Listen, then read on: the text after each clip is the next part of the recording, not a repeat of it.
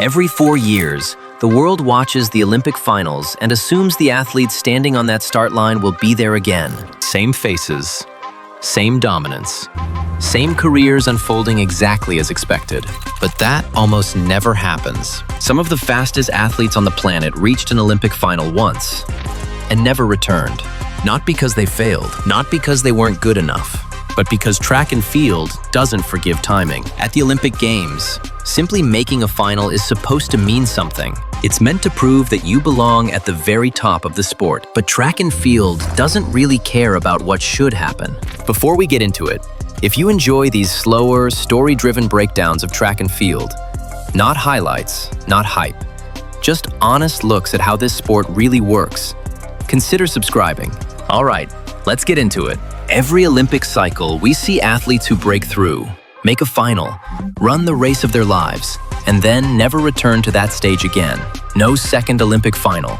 No redemption 4 years later, just one appearance, frozen in time. And what's interesting is that most of these athletes don't fail in the way people assume. Take Nijel Amos, for example. At just 18 years old, he reached the Olympic 800-meter final and won silver. One of the greatest teenage performances the sport has ever seen. Yet, despite years of world-class racing afterward, he never reached another Olympic final again. Not because he wasn't elite, but because injuries, timing, and an evolving field slowly closed that window. And that's a pattern you see again and again. Some athletes peak at exactly the right moment once. Everything aligns. Health, confidence, form. And they slip into an Olympic final during a perfect race.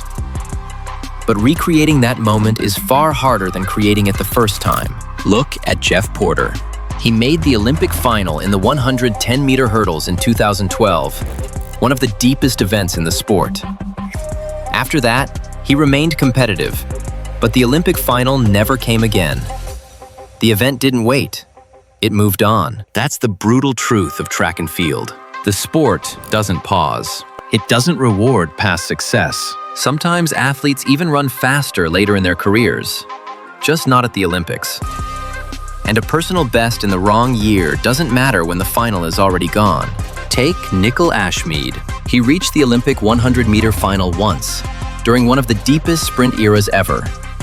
He stayed competitive for years, but the margins got tighter, the field younger, and the Olympic final slipped away. What people forget is how demanding it is just to get there. Heats, semifinals, finals, all within days. All at maximum effort. For some athletes, that Olympic cycle takes something permanent.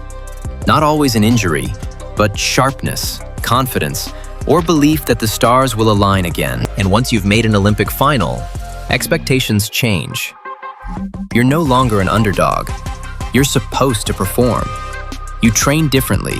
You race differently. And sometimes, that pressure quietly erodes what made you dangerous in the first place. So when you look back and see a name that appears in just one Olympic final, it's tempting to think something went wrong. But often, nothing did. They were great. They were fast enough. They just lived in a sport where perfection only counts once. Which honestly makes you wonder, how many elite athletes were one race away from being remembered very differently?